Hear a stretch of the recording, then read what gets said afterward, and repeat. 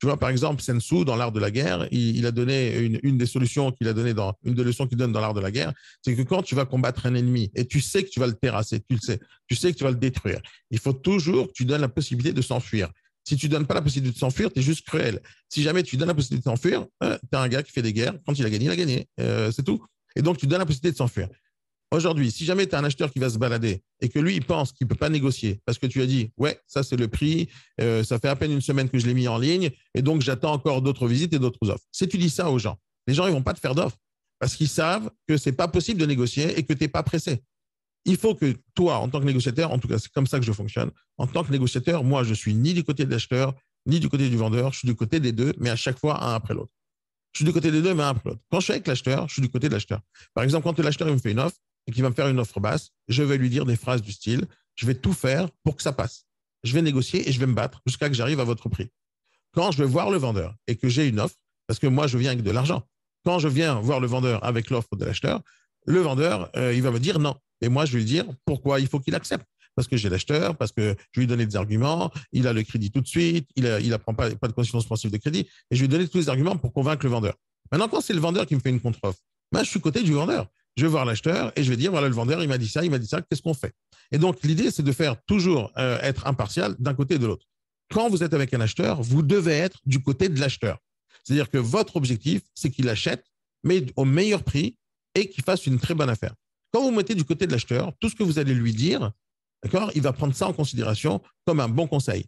Si vous faites comme si vous étiez du côté du vendeur alors que vous présentez le bien, c'est-à-dire que vous faites comprendre à la personne que vous représentez le vendeur, il ne va pas vous voir de la même manière. Vous n'êtes pas son allié, vous êtes son ennemi. En fait, vous représentez le vendeur qui veut vendre trop cher et qu'avec lui, ce n'est pas négociable. Si vous êtes le négociateur, ce qui est votre métier, et que vous prenez ce rôle de négociateur, le rôle de négociateur, c'est l'intermédiaire entre les deux. Donc déjà, dans la tête, vous devez être juste. Au moment où vous êtes avec l'acheteur, vous êtes du côté de l'acheteur. Au moment où vous êtes le vendeur, vous êtes du côté du vendeur. Quand vous êtes avec l'acheteur, il faut être de son côté. Ça veut dire quoi de son côté? Tu vois que la personne a visité. Tu vois qu'elle s'est intéressée au bien. Tu vois qu'elle a posé des questions. Il n'y a aucune raison qu'elle reparte sans faire une offre. Mais c'est très probable qu'elle ne s'est pas communiquée, elle ne s'est pas posé des questions. Elle va faire peut-être une offre plus tard par mail. Mais elle ne va pas faire plus tard le mail avec l'offre si jamais, juste après ton rendez-vous, elle va visiter un autre bien. Et si elle va visiter un autre bien avec la même timidité et que ton bien que tu présentes, c'est 220 000 euros et que le bien d'à côté, c'est 218 000 euros, elle achètera l'autre. Parce que pour elle, il y a 2 000 euros d'écart et elle n'a pas besoin de négocier, elle achète moins cher. L'idée, c'est d'inciter les gens à faire des offres. Quand tu vois que les gens sont intéressés par le bien, tu dois les inciter à faire une offre quand ils t'en font pas.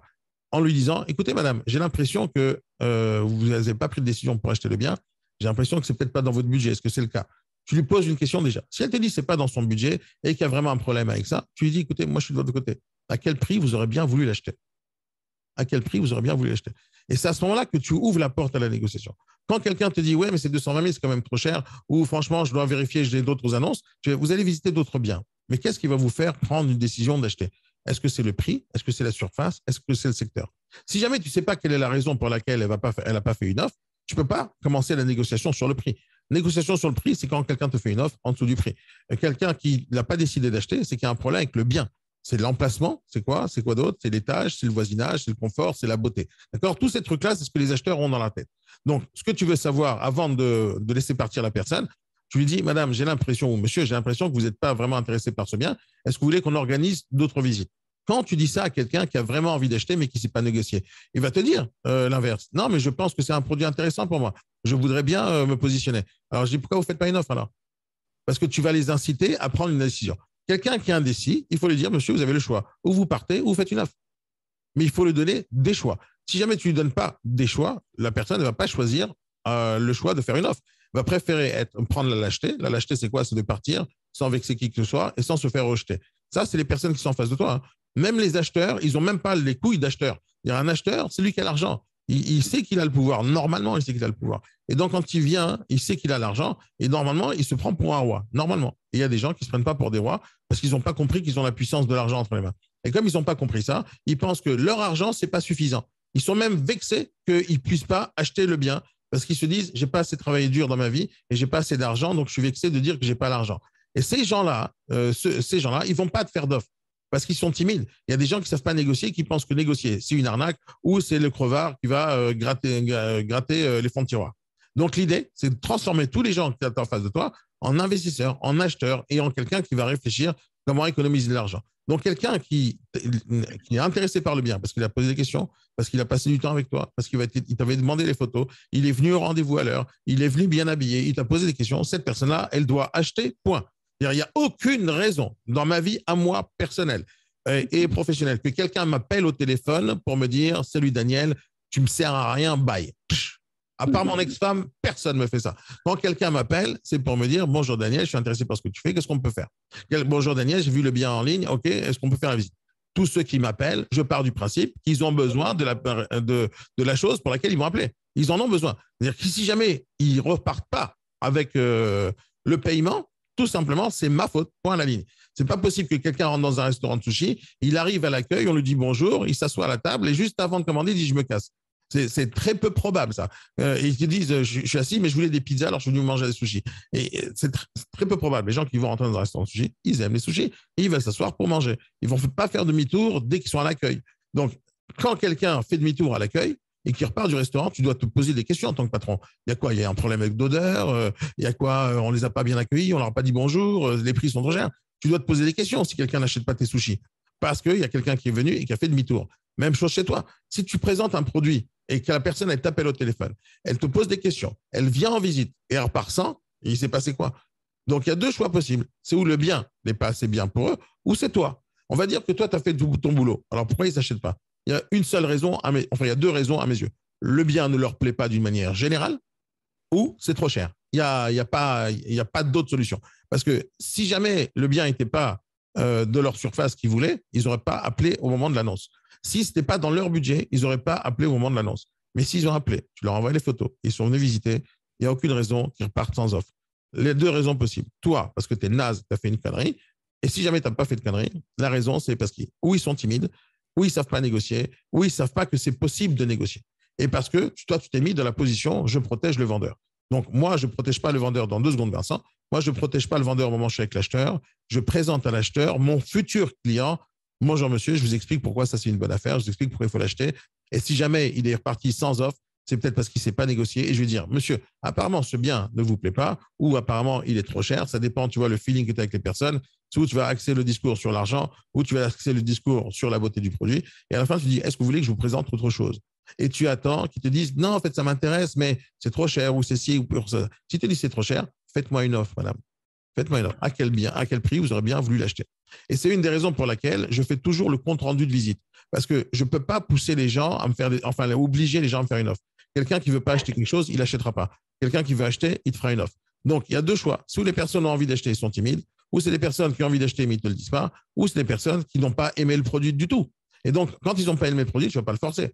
Par contre, tu peux forcer quelqu'un qui n'a pas aimé le produit en lui disant « faites-moi une offre », parce que même si jamais c'est trop cher à ce prix-là à vos yeux, je suis certain que 30 000 € en dessous, ça sera un peu plus beau à vos yeux. En réalité, n'importe quel produit, moche, beau, peu importe, tu descends de 50 000 €, tu descends de 100 000, tout le monde a envie de l'acheter. Hein. Parce que si jamais quelqu'un, ça ne lui plaît pas la couleur, ça ne lui plaît pas l'agencement, il n'y a plus qu'à faire des travaux derrière. Donc, la seule chose qu'il faut expliquer aux gens, madame, vous savez qu'un bien, on peut faire des travaux. Donc, si ça ne vous plaît pas, vous savez, vous pouvez réfléchir à l'agencement. Vous voulez que je vous aide, je vous amène à quelqu'un qui va vous faire une réalisation virtuelle pour pouvoir regarder ce qu'on peut faire dans le bien. Si ça vous intéresse, que vous pensez qu'il y a trop de travaux, on va chiffrer les travaux, on va le faire ensemble. Et les travaux, on va les négocier à la baisse avec le vendeur et vous aurez vos travaux gratuits. Donc, l'idée, c'est de leur montrer qu'ils sont en train de faire un bon achat, un bon investissement, mais ne pas laisser quelqu'un partir si tu penses qu'il est intéressé déjà par le bien. Ne pas laisser quelqu'un partir sans faire une offre. Et donc, pour l'inciter, il faut lui donner la possibilité de faire une offre. Le suggérer tout le temps, au moment de la visite, au moment du téléphone. Vous savez, madame, si ce bien ne vous plaît pas au moment de la visite, parce que tu vas les inciter à la visite, vous savez, j'ai toujours d'autres biens, on pourra parler, on pourra négocier. Même s'il est un peu en dehors de votre budget, venez en visite et au pire, vous me faites une offre. D'accord? Ou au mieux, vous faites une offre et je vais tout faire pour négocier pour vous cette offre. Donc, l'idée, c'est de leur suggérer tout le temps la possibilité de faire des offres et que vous êtes de leur côté. Voilà, grosso modo. Maintenant, et chaque cas est différent. Si maintenant, tu as eu un cas où il y a quelque chose qui s'est passé et quelqu'un t'a dit où il n'a pas réagi, maintenant, il faut savoir l'histoire. D'ailleurs, le mieux pour moi, quand je veux régler un problème, c'est de savoir comment ça s'est passé, les choses. Ça se trouve, tu as fait vraiment des conneries sur le chemin. Qu'est-ce que tu voulais dire, Vincent? Alors, je disais, par rapport à la timidité, souvent, c'est ce qui bloque la première offre. Et au contraire, passer sur forme de jeu pour vous, verbalement, quel est le bon prix pour ce logement, quoi. Voilà. Déjà, il y a un prix. Ils lâchent un prix verbalement. Déjà, dans leur tête, il y a un début d'engagement. Je suis d'accord avec toi, mais pas tout le monde a un problème avec le prix. Tu comprends? Non, pas tout le monde a un problème avec le prix. pour la timidité qui fait que ça bloque la première offre. Ah oui, mais encore une fois, ce que tu fais, c'est ce que je t'ai dit tout à l'heure, il faut que tu les incites. Donc, c'est très bien ce que tu dis maintenant. Mais il faut toujours avoir le feeling de la personne qui est en face de toi. Il y a des gens qui ne vont pas faire des offres justement parce qu'ils sont timides, ils ne savent pas négocier, ils ne savent pas faire ça. OK, mais ils auraient bien voulu l'acheter et le bien leur plaît. C'est-à-dire, si jamais leur bien leur plaît, mais ils sont timides, toi aussi, tu cherches à vendre le plus cher. S'ils sont timides, tu les incites à faire une offre plus basse, plus basse. L'essentiel, c'est qu'ils montrent un intérêt. Après, tu vas négocier à la hausse ou pas, peu importe. Mais quelqu'un pour qui le bien n'est pas intéressant du tout, d'accord, il ne va pas te faire une offre, même si tu l'incites à faire une offre, parce que le bien ne l'intéresse pas, d'accord, il l'intéresse pas le bien. À partir du moment où on est dans l'immobilier et on réfléchit particulier, c'est-à-dire qu'on réfléchit, je vous présente un bien, où il est beau, où il est moche à vos yeux, donc vous l'achetez s'il est beau à vos yeux et vous l'achetez pas s'il est moche à vos yeux, les gens vont pas réfléchir business, donc ils vont pas réfléchir rentabilité, ils vont pas réfléchir en revente, ils réfléchissent beauté.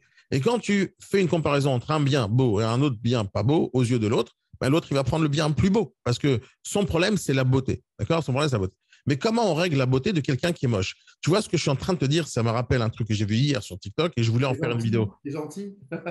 Ah ouais. C'est pas beau, mais t'es gentil. Ouais, c'est presque ça, mais il y a une nana. Il y a une nana qui est horriblement moche parce qu'elle a vécu une vie très difficile, a eu des problèmes de santé, ses dents elles sont tombées, ses cheveux ils sont tombés, elle est devenue horrible. Alors qu'elle était mignonne quand elle était jeune, elle est devenue horrible.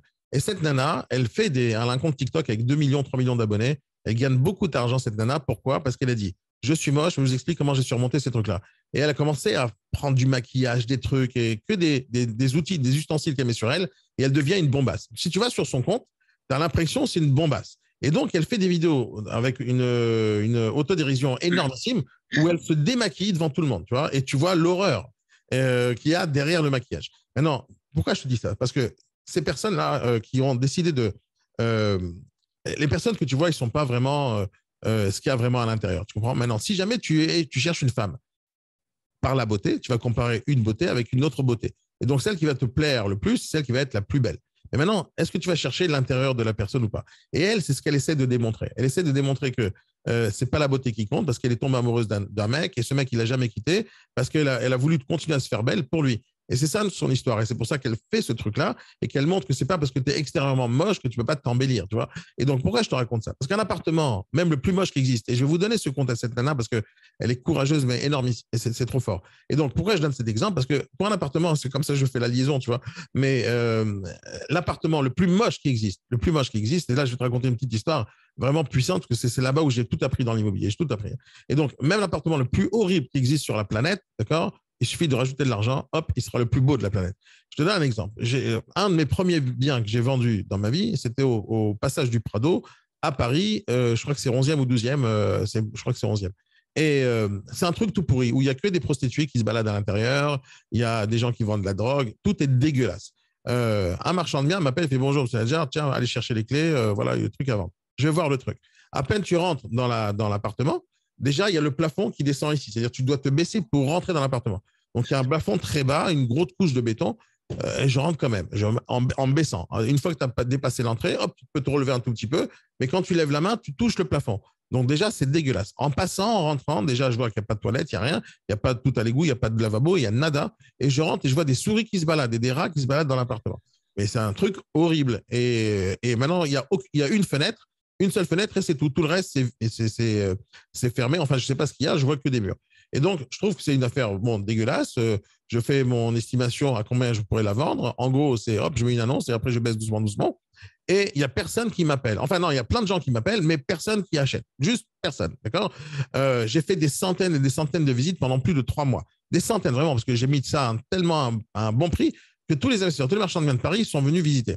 Pendant 3 mois, je fais les visites tout seul, je fais des visites et il n'y a rien qui fonctionne. Jusqu'au jour où j'ai un rendez-vous et je dois partir. Je laisse un de mes commerciaux, je dis, fais la visite à ma place aujourd'hui. J'avais un seul gars que je ne pouvais pas assurer le rendez-vous. Il va faire la visite. Et c'est mon commercial qui va faire la visite.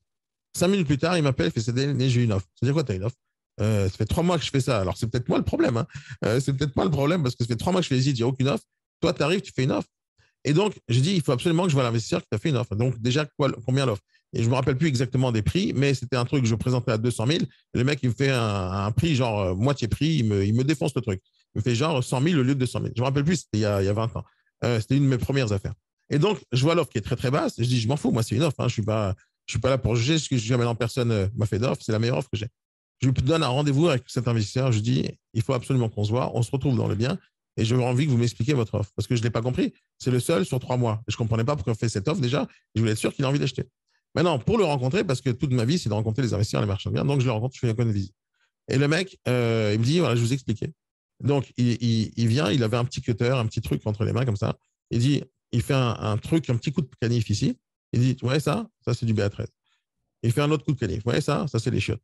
Vous voyez ça? Ça, c'est les fenêtres. Elles ont été cachées. Vous voyez ça? Ça, c'est la tuyauterie. Vous voyez ça? Ça, c'est le truc. Vous voyez ça? Ça. Et tout ça avec un canif. Il a réussi à voir avec ses yeux les choses qui étaient vraiment intéressantes sur le bien. Moi, je n'avais pas vu. C'est normal. C'était ma première vente. Voire ma première vente. Maintenant, et moi, je dis, oui, mais le béton, là, le plafond, il est comme ça. Non, non, ça, c'est un problème. Il y a eu sûrement des dégâts des eaux quelque part. Il suffit de tout casser, mettre des VPN et tout va bien se passer. VPN, de quoi vous parlez exactement? Et donc, je dis, bon, bah, pas de problème. Mais le mec, il dit, je veux bien vous faire une offre. J'ai une condition, par contre. J'ai envie de faire les travaux avant la signature du compromis. Donc, entre aujourd'hui et le moment du compromis, je vais avoir les clés maintenant. Moi, je dis, je ne sais pas, je vais vérifier. Donc, j'appelle le marchand de biens, j'appelle les assurances et je vois que c'est possible. Je négocie avec le marchand de biens, il me dit, pas de problème, s'il me fait une garantie juste avant, et si jamais il fait des travaux et il casse, c'est lui qui paye tout et il achète le bien quand même. Donc, j'ai négocié toutes les bonnes conditions et le marchand de biens était d'accord, l'investisseur était d'accord, tout va bien. Et on signe, on signe. Maintenant, une fois qu'on a signé, le marchand de biens, il me dit, Monsieur Nadjar, je vous aime bien, vous. Vous savez ce qui va se passer? Moi, je vous conseille de venir une fois par semaine pendant les 3 prochains mois. Et c'est exactement ce que j'ai fait. Toutes les semaines, pendant tous les 3 prochains mois, je suis parti voir l'avancée des travaux. Le mec, qu'est-ce qu'il a fait? Tu peux même pas t'imaginer. C'est l'endroit le plus minable que j'ai pu voir dans l'immobilier de ma vie. C'est le bien le plus pourri que j'ai pu vendre de ma vie. Je reviens, quand il y a des travaux, il y a un chantier, il casse tout, il casse tout, il casse tout. Mais à la fin, regarde ce qui s'est passé. Le mec, il a fait une cuisine américaine énormissime. Il a ouvert 6 fenêtres. Il a mis un jacuzzi. Il a mis un bar américain. Il a fait de cette pièce qui faisait à peu près 60 mètres carrés, mais tout aveugle, tout dégueulasse avec des rats à l'intérieur. Il en a fait un palace. Il a acheté le produit dans les 100 000 euros. Il l'a revendu à 300 000 ou 400 000 euros plus cher de ce qu'il avait acheté. Parce que ça a transformé le truc en palace. Le pire, c'est que pendant qu'il était en train d'acheter, il ne m'a pas dit qu'il avait acheté tous les autres locaux comme ça qui étaient dans la rue. Et au final, il a fait une entrée, il a fermé à clé. Les prostituées ne rentraient pas. Et maintenant, il a vendu tous ses apparts entre 300 et 500 000 euros. Maintenant, pourquoi je te dis ça? C'est que le mec, il savait exactement ce qui pouvait se passer dans le bien. Il a eu la vision marchand de biens, il avait son expérience. Il avait l'argent, il avait les couilles, il était en train de me faire un bébé dans le dos en achetant tous les biens à côté, sans me le dire, parce que si j'avais été intelligent, moi, j'aurais tapé aux portes et c'est ce que j'aurais dû faire, de proposer à tout le monde de vendre leurs biens à un seul gars. Et devine quoi, c'est ce que je fais de ma vie depuis ce jour-là, parce que quand je vous dis d'inciter les gens à acheter ou à trouver les opportunités, c'est ce genre de truc que j'ai appris avec ce gars-là. Donc, à la fin, il revend ce bien et tous les biens qu'il a achetés là-bas comme un complexe entier dans ce truc-là. Je te parle de ça il y a 20 ans. Et il a augmenté le prix x10, x100. Pourquoi je te dis ça? Parce que les gens qui viennent et qui te disent ça leur plaît pas le bien, ou ils ont pas envie de faire une offre, parce que, alors on ne dit pas qu'ils sont timides pour les offres, mais disons que le bien leur plaît pas. D'accord? Ces gens-là, ils comprennent pas que c'est possible de faire des travaux tout simplement et de tout casser, de tout recommencer à zéro. J'ai découvert une nana il y a très longtemps qui faisait de la reconstitution 3D. Et ça m'a beaucoup aidé dans mon business de réfléchir dans ce sens. C'est-à-dire que les gens, j'ai compris avec le temps, les acheteurs, ils sont pas tous, tu vois, architectes dans la tête. Ils ne sont pas tous designers. Ils n'ont pas tous la possibilité de se projeter. Par exemple, si je te dis maintenant, cet appartement il fait 60 mètres carrés avec une pièce de 12 mètres carrés et une autre pièce de 22 mètres carrés. À ton avis, tu crois que dans ta tête à toi, avec ton cerveau qui réfléchit géométrie et ton cerveau spatial, je ne sais pas comment on appelle ça, parce qu'il y a un moment donné dans notre cerveau, on a la mémoire spatiale, je crois que ça s'appelle comme ça. Est-ce qu'on est capable, nous, de comprendre ce que ça veut dire 12 mètres carrés? Est-ce qu'on est capable de comprendre ce que ça veut dire 11 mètres 50? On n'est pas capable d'envisager. Par contre, quand tu dis le mot c'est spacieux, ça change tout. Les gens, ils comprennent le mot spacieux, ils ne comprennent pas le mot 11 mètres carrés et demi. Et donc, l'idée, c'est que les gens ne partent pas du principe, un, qui savent négocier, deux, qui comprennent qu'ils sont capables d'extrapoler les travaux qu'il y a ici et d'en faire un palace. Et donc, c'est pour ça que la reconstitution 3D, par exemple, les aide à se projeter. Et c'est pour ça que le futur, ça va être ce genre de choses. C'est de montrer aux gens qu'est-ce qu'ils peuvent avoir plus tard dans le futur. Et donc, quand les gens, tu leur dis, il suffit de faire 50 000 euros de baisse, et là, vous faites des travaux et vous rendez votre truc un palace. Quand tu leur montres que c'est possible, les gens, ils commencent à réfléchir autrement. Et donc, quand tu leur montres que c'est possible, la seule chose qu'ils ont à faire, c'est de baisser le prix ou de négocier, de faire des offres à la baisse. Tu ouvres la porte, comme dans l'art de la guerre dans Sun Tzu, tu dis, c'est la possibilité de s'échapper et de sortir en étant gagnant, en faisant une offre à la baisse. Non seulement vous allez gagner sur le prix d'achat, mais en plus vous allez avoir vos travaux gratuits. Donc, il faut inciter les gens. Mais il ne faut pas tout faire pour qu'ils achètent. Il faut pas tout faire pour vendre, c'est-à-dire pas insister. Parce que si tu insistes, il ne faut jamais perdre en fait la position de force. Quand c'est toi qui insistes pour vendre, la personne, elle pense que c'est toi qui as besoin de vendre, elle ne va pas te faire d'offre, ou si elle t'en fait une, elle va être basse. Si maintenant, c'est la personne qui te fait des offres, elle ne va pas te faire l'offre qu'elle veut vraiment, elle va tout faire l'offre pour qu'elle passe. Elle ne va pas te faire une offre pour l'acheter au meilleur prix. Ils vont te faire une offre pour qu'elle passe. Donc, la question, c'est quelle est la personne qui est en face de toi. Quoi qu'il arrive, il faut inciter les gens avec de l'argent. C'est pour ça que je vous conseille de considérer tous les acheteurs comme des investisseurs potentiels et leur dire qu'ils pourraient faire une bonne affaire s'ils font une offre. Et l'idée, c'est que même une affaire qui est trop chère n'est pas une offre. Une affaire négociée, ça devient une affaire. Un produit trop cher négocié, ça devient une bonne affaire. Et l'idée, c'est d'inciter les gens. Voilà, je pense que c'est tout ce que j'ai à dire sur le sujet. C'est clair? Ouais, nickel. Ouais. Maintenant, il y a beaucoup d'histoires de feeling avec ça. C'est-à-dire que chaque cas est différent. Vraiment, chaque cas est différent. Il faut être capable de toucher le bouton qui fait mal pour que les personnes se réveillent. Et donc, les deux choses les plus importantes, c'est le FOMO, c'est-à-dire fearing to missing out, c'est-à-dire la peur de rater quelque chose. Donc, il faut que les gens ont l'impression, quand ils partent, qu'ils risquent de rater l'affaire. Et pour ça, il faut leur dire, madame, si vous êtes vraiment, ce bien vous plaît, je vous conseille de faire une offre. Pas en lui disant, j'ai 25 offres qui vont arriver ou j'ai d'autres visites. Si ce bien vous plaît, je vous conseille de faire une offre. Dites-moi le prix auquel vous aurez acheté et je vais tout faire pour me battre pour vous. Si tu les incites pas comme ça ne va pas se passer. Si tu te mets de leur côté, ils vont te dire, ah, il est de mon côté, il travaille pour moi. Donc, en fait, c'est comme si ils te mandataient à faire un travail et tu travailles de leur côté. Mais si jamais ils ont l'impression que tu es du côté du vendeur, ils vont se battre avec toi comme si tu étais le méchant parce que tu représentes le vendeur. En fait, l'acheteur, c'est ton client. Il faut que tu sois à son côté. Il faut qu'il ait l'impression que c'est son côté. Et le vendeur, c'est aussi la personne que tu as besoin de négocier, mais ce n'est pas ton client. Celui qui va te payer, c'est l'acheteur. Si jamais tu dois te mettre dans un des deux côtés, tu ne peux pas faire les deux, tu choisis l'acheteur, quoi qu'il arrive. Et donc, les offres qui vont te faire 50 000 euros, 30 000 euros en dessous, on s'en fout. Le but, c'est de se battre. Et une des choses que je dis toujours à ceux qui me font des offres, je vais dire, madame, peu importe le montant que vous allez me donner, je vais tout faire pour y arriver. Et je vais me battre pour vous. Ça va peut-être prendre 3 semaines, ça va peut-être prendre un mois, mais quoi qu'il arrive, je vais me battre pour vous. Quand la personne, elle comprend que tu es là de son côté, que tu vas négocier pour elle, elle va te faire des offres. Si tu représentes le vendeur, elle ne t'en fera pas. Ou elle te dira, ça m'intéresse, mais tu seras le méchant à ses yeux. L'idée, c'est que tu ne sois pas le méchant, tu sois de son côté. Voilà. Ça va, Mélanie? Vincent, tu voulais dire quelque chose là-dessus? Non, très bien, très bien, très bien. Après, un bien n'est peut-être pas à leur goût aujourd'hui, mais demain, il peut l'être, tout simplement. Voilà. Non, le bien n'est jamais à leur goût. Personne n'a envie de l'acheter pour habiter dans la maison de quelqu'un d'autre. Personne. Personne. J'ai un petit coup de chance, moi, alors. Non, c'est pas ça. C'est-à-dire, si jamais tu cherches, tu es locataire, tu cherches un bail meublé parce que tu n'as pas de meubles, tu n'as pas de mobilier, tu n'as pas de ce genre de choses, ok, tu acceptes le deal. Mais quelqu'un qui achète pour habiter, donc un particulier, d'accord? Quelqu'un qui achète pour habiter, en général, il achète pour être propriétaire et pour faire son petit chez-soi. La majorité des gens, ils vont adapter, ils vont faire un peu de peinture, un peu de décoration pour adapter leur maison à leurs yeux, n'est-ce pas? Ouais, Non, n'est-ce pas? Mais non. Quand tu fais visiter le bien de quelqu'un, c'est-à-dire il y a quelqu'un qui habite, parce qu'il y a vraiment une différence quand tu vends un bien vide et un bien occupé, d'accord? Quand tu viens un bien occupé, les gens, ils viennent de rentrer dans la vie de l'autre, d'accord? Donc, ils voient leur mobilier, ils voient leur décoration, ils voient leur truc. Quelqu'un qui a des décorations avec que de la tapisserie, avec des fauteuils tout pourris, avec des chaises en bois, quand tu viens faire la visite à quelqu'un, celui qui vient pour acheter, il est déjà en train de se projeter. Et imagine qu'il n'a pas d'imagination. Devine quoi? C'est 99% de la planète n'ont pas d'imagination. Il n'y a que quelques génies qui ont de l'imagination. Les autres n'ont pas d'imagination. Si tout le monde avait d'imagination, on serait tous graphistes, artistes, etc. Il y a un petit pourcentage de la planète qui ont ça et ils nous font divertir, ils nous font kiffer, on achète leur musique, etc. Mais pas beaucoup de monde ont de l'imagination. Et même quelqu'un qui est chanteur, ça ne veut pas dire qu'il a l'imagination dans la décoration. Donc, pas tout le monde est capable d'extrapoler et faire des travaux. Et donc, quand tu as un acheteur qui vient visiter un bien particulier, il va acheter en tant que particulier, et il est en train de voir la décoration de quelqu'un d'autre et qu'il n'a pas d'imagination, à ton avis, il repart avec quoi? Putain, il est dégueulasse cet appartement. C'est la seule chose qui se dit. Il n'a pas envie d'acheter. Et il n'a pas envie d'acheter parce que le bien ne lui plaît pas.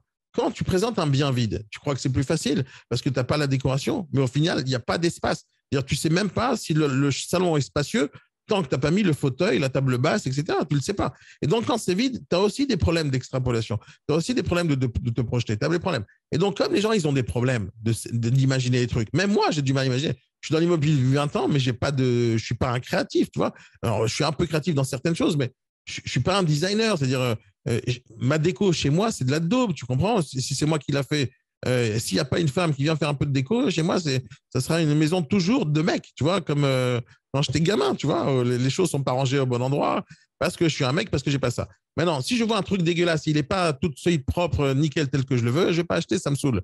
Maintenant, si la personne qui vient me faire visiter le bien me dit, tu vois, là, c'est dégueulasse, mais si vous saviez ce qu'on était capable de faire dedans, et là, tu lui proposes, par exemple, la projection 3D, que ça coûte rien, ça coûte 60 balles de faire un truc pareil. Hein. Et la personne, elle regarde, et tu peux le faire pour une personne, comme tu peux le faire pour tous les acheteurs qui vont venir, et tu leur montres, voilà, ça c'est avant, ça c'est après. Maintenant, le après, j'ai chiffré les travaux. Ça coûte 25 000 euros, 30 000 euros de travaux.